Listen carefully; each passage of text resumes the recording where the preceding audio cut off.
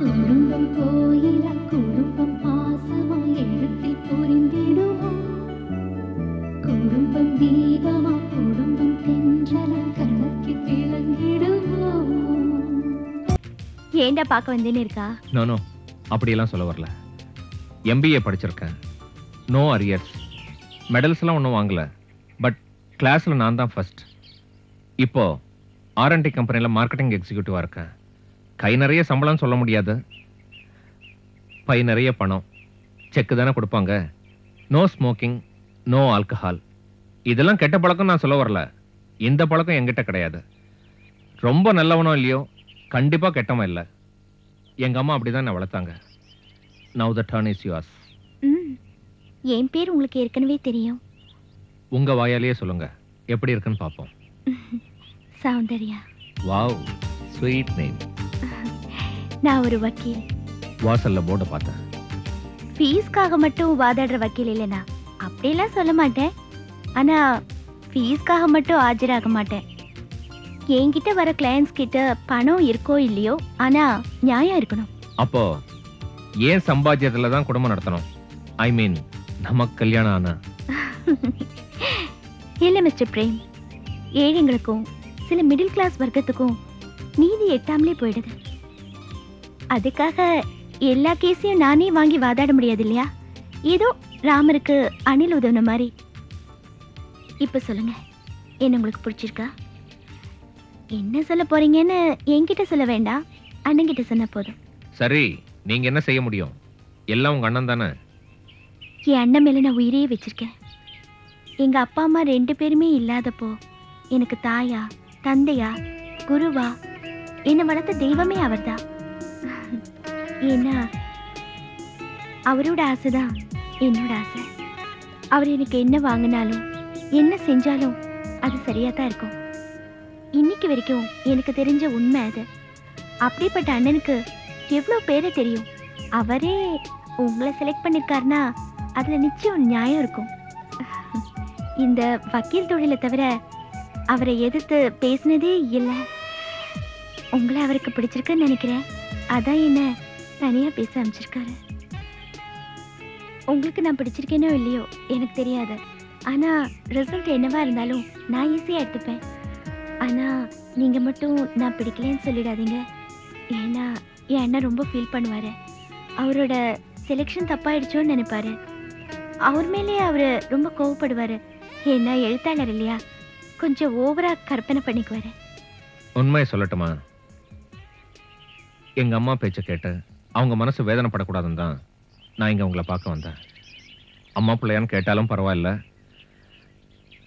நான் இங்க வந்ததுக்கு அப்புறம், உங்களை பார்த்ததுக்கு அப்புறம், உங்க பேச்சு கேட்டதுக்கு அப்புறம், நீங்க நேர்மைக்காக வாதாடுற வக்கீல், ஃபீஸுக்காக வாதாடுற வக்கீல் இல்லைன்னு சொன்னதுக்கு அப்புறம் எங்க என்ன பிடிக்கலையோன்னு சொல்லிடுவீங்களோன்னு நான் பயந்துகிட்டு இருந்தேன். ஏன்னா உங்களை மாதிரி ஒரு நல்ல மனைவி கிடைப்பாங்களாங்கிறது தான் டவுட். உங்களை பிடிச்சிருக்குன்னு நான் சொல்லவே இல்லையே. சொல்லிடுவீங்களே. ஓஹோ, அவ்வளோ நம்பிக்கையா?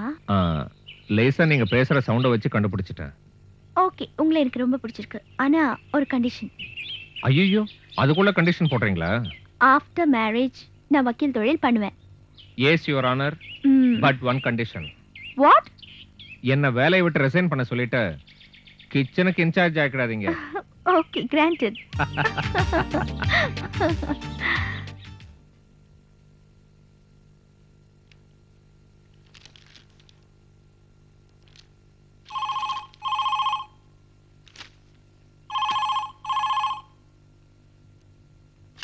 ஹலோ. ஹலோ, சௌந்தர்யா மேடம் இருக்காங்களா? சொல்லுங்க. நான் மேடம் கிட்ட கொஞ்சம் பேசணும். என்ன விஷயமா? இல்ல, நான் இதை அவங்க கிட்ட தான் பேசணும். நான் தாம்மா பேசுறேன். என்ன விஷயம் சொல்லுங்க. வந்து அழாதம்மா, விஷயத்தை சொல்லு. சரி, இப்ப நீ அழ போறியா இல்ல விஷயத்தை சொல்ல போறியா? மேடம், நான் ஒரு எக்ஸ்போர்ட் கம்பெனில வேலை பார்க்குறேன். டெய்லி நான் சாயந்தரம் வீட்டுக்கு போகும்போது ஒரு கார் என்னையே ஃபாலோ பண்ணும். நாளாக கார்ல இருந்து அந்த ஆள் இறங்கி கீழே நின்னா. போக போக எனக்கு அவனுக்கும் பழக்கம் ஏற்பட்டுச்சு. அது நட்பா மாறிச்சு. நல்லவன் மாதிரி தான் பேசினான், நல்லவன் மாதிரி தான் நடந்துக்கிட்டான். ஆனா ஒரு நாள் அவன் என்ன கார்லயே இத நீ பழகிறதுக்கு முன்னாடி யோசிச்சிருக்கணும். தாலி கட்டினதுக்கு அப்புறம் பழகலான்னு சொல்லிருக்க வேண்டியதுதானே? தப்பு நடந்து போச்சு, சீக்கிரம் கல்யாணம் பண்ணிக்கிறேன்னு சொன்னான். அத நீயும் நம்பிட்ட. ஆமா மேடம், நீ எந்த போலீஸ் ஸ்டேஷனாலும் போ, எந்த கோர்ட்டுக்கு வேணாலும் போய் பாருன்னு சொன்னா. நானும் போலீஸ் ஸ்டேஷன்ல போய் கம்ப்ளைண்ட் கொடுத்தேன். புகாரை ஏத்துக்க மறுத்துட்டாங்க. அவன் போலீஸையும் விலைக்கு வாங்கியிருப்பான். எத்தனையோ வக்கீல் கிட்ட கேஸ் எடுக்க சொல்லி போராடினேன். எல்லாருமே பயப்படுறாங்க. எல்லாரும் பயப்படுற அளவுக்கு அவன் என்ன பெரிய தாதாவா? இல்ல, தாதாவோட பையன். பேரு? அவரோட பேரு. அவரா? என்னம்மா அவரு? கெடுத்தவனுக்கு எதுக்குமா மரியாதை? சரி, அந்த தாதாவோட பேரு? அந்த தாதா பேரு தியாகு. நீ சொல்றது மட்டும் உண்மையா இருந்தா அந்த தாதாவையும் அவனோட பையனையும் கம்பி எண்ண வைக்கிறேன். மேடம். சரி, அவனோட கையாலேயே உனக்கு தாலி கட்ட வைக்கிறேன்.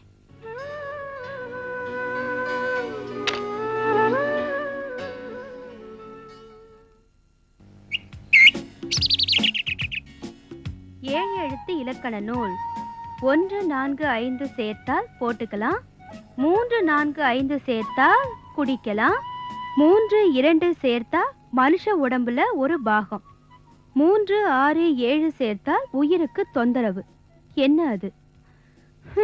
தமிழே தகராறு, அதுல வேற இலக்கணம், அதுலயும் விடுகதை.